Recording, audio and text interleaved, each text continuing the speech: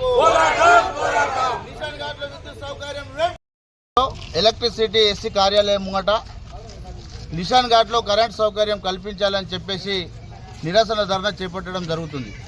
గత 7-8 సంవత్సరాల నుంచి నిషాన్ ఘాట్లో ప్రజలు అక్కడ జీవనం కొనసాగిస్తూ ఉన్నారు.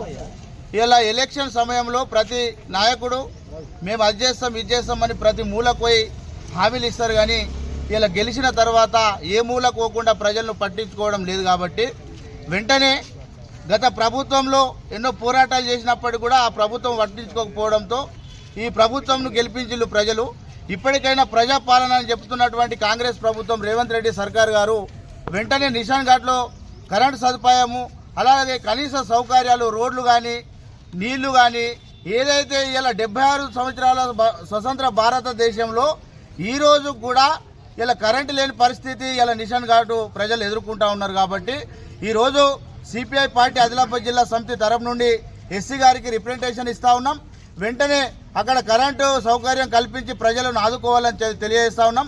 చిన్న చిన్న పిల్లలు పాములల్లో తేళ్లల్లో ఇలా ఎన్నో భయాలతో కూడినటువంటి జీవనం కొనసాగిస్తున్నారు. కాబట్టి వెంటనే ఎస్సీ గారు స్పందించి అక్కడ కరెంటు సౌకర్యం కల్పించే విధంగా చర్యలు తీసుకోవాలని చెప్పేసి మేము డిమాండ్ చేస్తా ఉన్నాం.